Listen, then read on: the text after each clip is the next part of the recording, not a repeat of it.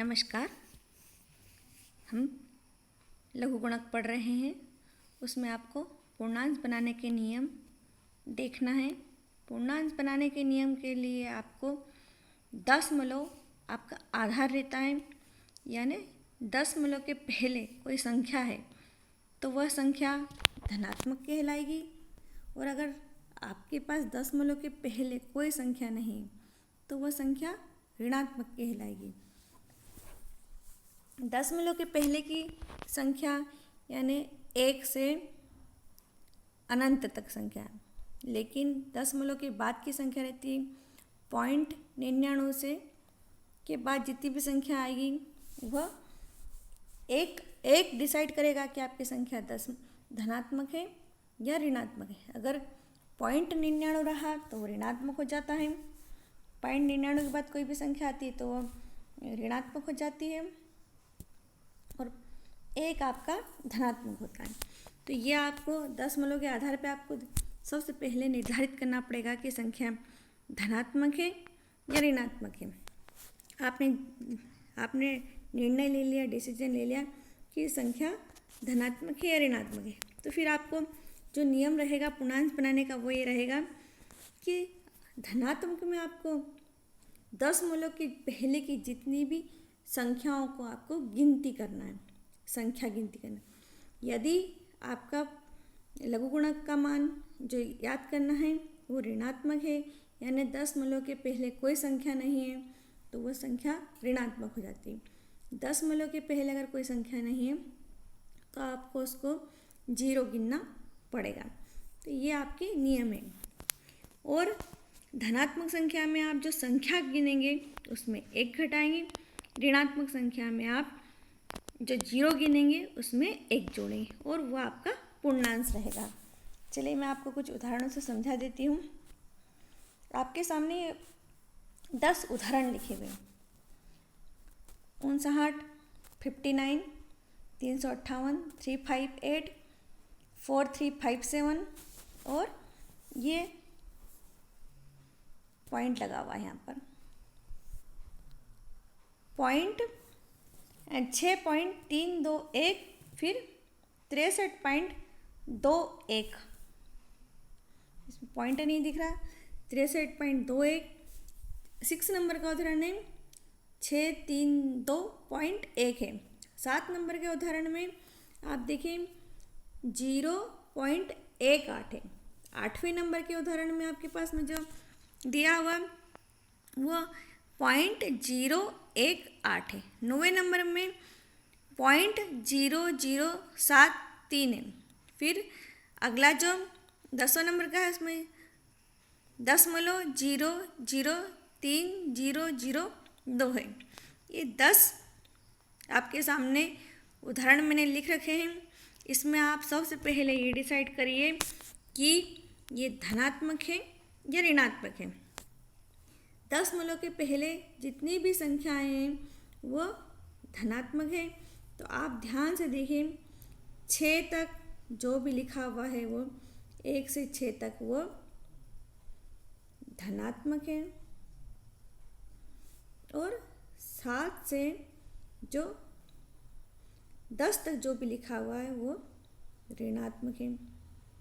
तो यहाँ पे आपको ऋणात्मक के नियम लगाना पड़ेंगे, और आप में उसमें ऊपर 1 से 6 तक धनात्मक के नियम लगाना पड़ेंगे। अब आपके पास में ये आपने निर्णय ले लिया कि जो हमारे पास 1 से 6 तक जो भी क्रियात्मक या उदाहरण जो सवाल है आपके सामने लिखे हुए हैं वो 1 से 6 तक धनात्मक हुए, क्योंकि दशमलव के पहले संख्या, और 7 से 10 तक दशमलव के पहले कोई संख्या नहीं, इसलिए वो ऋणात्मक हुआ। अब इनके पूर्णांश बनाना है। पूर्णांश बनाने के लिए आपको नियम आपको याद होना चाहिए। आपका नियम है धनात्मक में आप संख्या गिनेंगे और ऋणात्मक में आप 0 गिनेंगे। धनात्मक में जो संख्या गिनेंगे उसमें 1 घटाएंगे, और जो ऋणात्मक में जो 0 गिनेंगे उसमें आप 1 जोड़ेंगे। तो ये नियम है। तो जो सबसे पहले हमारा जो ये सवाल है ये 59 वाला, ये धनात्मक है, तो हम इसमें संख्या गिन लेते हैं 1 और 2। 2 संख्या गिन ली हमने, 1 घटाना है तो पूर्णांश आ जाएगा इसका,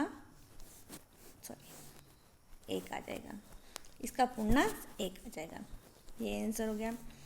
दूसरे की संख्या गिनेंगे, 1 2 3, 3 संख्या गिन ली, धनात्मक है इसलिए 1 घटेगा, इसका पूर्णांश हो जाएगा 2।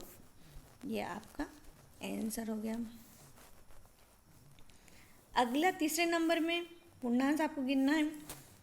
4 3 5 7, 4 संख्या है, धनात्मक है ये, इसमें हम गिनेंगे 4 संख्या हो गई आपकी, 4 संख्या गिन ली, धनात्मक है इसलिए 1 घटा देंगे, इसका पूर्णांश हो गया 3। ये आपका आंसर हो गया। अगला चौथे नंबर का 10 के पहले हमारी संख्या है 6.3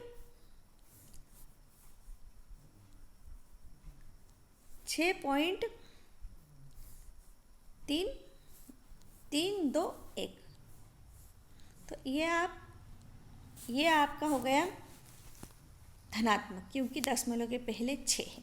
तो आप संख्या गिन लीजिए, 1 संख्या हुई, आपकी संख्या गिनी तो आपने 1 गिना, 1 में से 1 गया तो बचेगा 0, यहाँ पूर्णांश हो गया आपका 0।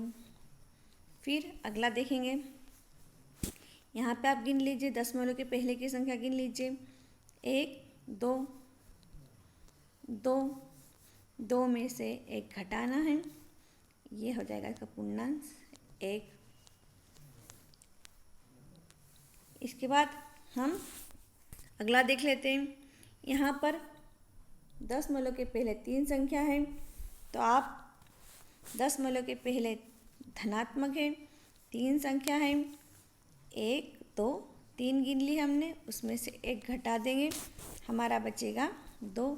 ये हमारा आंसर हो जाएगा। इसके बाद में हमारा अगला 7वां, आपको ने डिसाइड करना है कि ये ऋणात्मक है या धनात्मक है। चूँकि ये 1 से कम है तो ये ऋणात्मक हो गया। अब ऋणात्मक में आपको नियम बदल जाएंगे। ऋणात्मक में आपके नियम रहेंगे, आपको 0 गिनना है और उसमें 1 जोड़ना है।